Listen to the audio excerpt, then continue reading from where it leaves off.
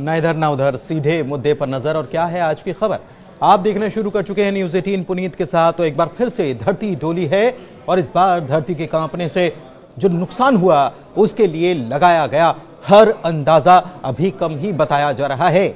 जो जानकारियां निकल कर आ रही हैं उसके मुताबिक इन भूकंप के झटकों से सैकड़ों नहीं बल्कि हजारों की संख्या में लोग प्रभावित हुए हैं।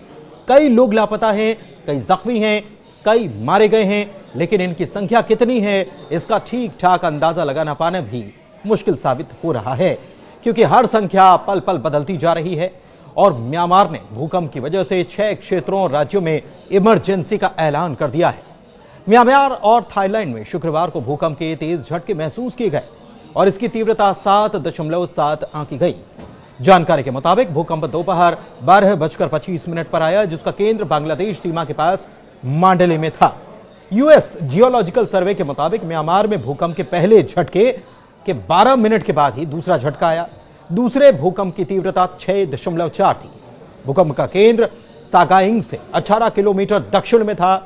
अमेरिकी जियोलॉजिकल सर्वे और जर्मनी के GFZ के सेंटर फॉर जियो साइंस ने कहा कि भूकंप का केंद्र म्यांमार में धरती में 10 किलोमीटर नीचे था।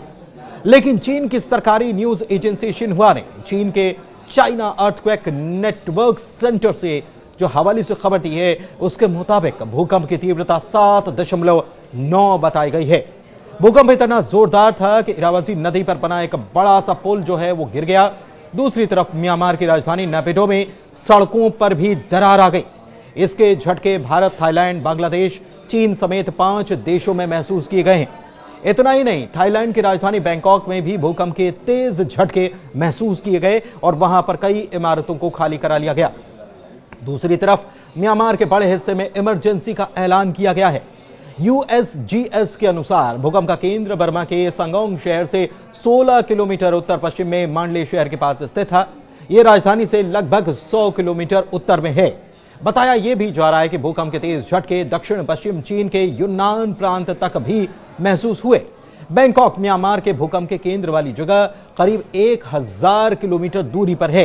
हालांकि यहां पर भी इतना जोरदार झटका महसूस किया गया कि निर्माणाधीन इमारत ही ढह गई।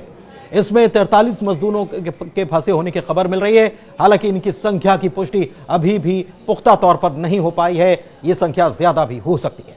जो खबरें आई है उसके मुताबिक बैंकॉक में दोपहर करीब 1:30 बजे भूकंप आने पर इमारतों में चेतावनी अलार्म बजने लगे और घबराए हुए लोगों को ऊंची इमारत और होटल से सीढ़ियों से नीचे उतार दिया गया। बैंकॉक क्षेत्र में 1.7 करोड़ से ज्यादा लोग हैं, जिनमें से ज्यादा ऊंची इमारतों में ही रहते। बैंकॉक में ऊंची इमारतों की छतों पर बने स्विमिंग पूल से पानी छलकने लगा। उसका पानी भूकंप के कारण बाहर आ गया और कई इमारतों से मलबा भी गिरने लगा। भूकंप का असर म्यांमार, थाईलैंड, बांग्लादेश, भारत और दक्षिण पश्चिम चीन समेत 5 देशों में देखा गया। यहां के कई इलाकों में तेज झटके महसूस हुए। PTI न्यूज एजेंसी के मुताबिक भारत में कोलकाता, इंफाल, मेघालय और ईस्ट कार्गो हिल्स में इसके झटके महसूस हुए। बांग्लादेश में ढाका, चटगांव समेत कई हिस्सों में 7.3 तीव्रता के झटके आए। म्यांमार में 12 मिनट के बाद फिर से 6.4 तीव्रता का एक आफ्टर शॉक भी महसूस किया गया। दरअसल म्यांमार में धरती की सतह के नीचे की चट्टानों में मौजूद एक बहुत बड़ी दरार है जो देश के कई हिस्सों से होकर गुजरती है। यह दरार जो है म्यांमार के सागाइंग शहर के पास से गुजरती है और इसीलिए इसका नाम सागाइंग फॉल्ट भी पड़ा है। यह म्यांमार में उत्तर से दक्षिण की तरफ 1200 किलोमीटर तक फैली है और इसे स्ट्राइक स्लिप फॉल्ट कहते हैं, जिसका मतलब यह है कि इसके दोनों तरफ की चट्टानें एक दूसरे के बगल से हॉरिजॉन्टल दिशा में खिसकती हैं, ऊपर नीचे नहीं खिसकती। म्यांमार में कई बड़े भूकंप इसी सागाइंग फॉल्ट की वजह से आए हैं।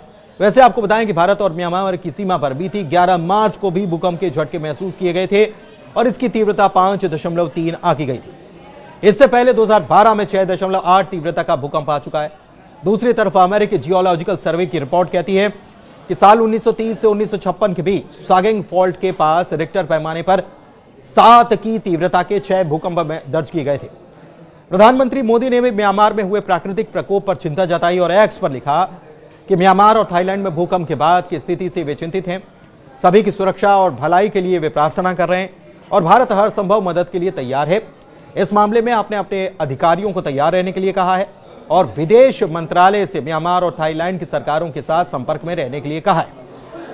लेकिन जो हालात बने हैं उसमें कई सारी बातें उठ रही हैं। सवाल यह कि क्या अब भूकंप के बाद सुनामी आ सकती है? तो इसका जवाब यह है कि बड़े भूकंप के बाद सुनामी की आशंका हमेशा बनी रहती है। दरअसल एक बड़ी तीव्रता वाले भूकंप के बाद सुनामी की आशंका इसलिए होती है क्योंकि ऐसे भूकंप समुद्र तल के नीचे या उसके आसपास उत्पन्न हो सकते हैं, जिससे कि समुद्र के पानी में बड़े पैमाने पर हलचल होती है। इससे टेक्टोनिक प्लेट्स में अचानक और शक्तिशाली हलचल होती है और सुनामी आने की स्थिति भी बन सकती है। फिलहाल इस वीडियो में इतना ही। धन्यवाद।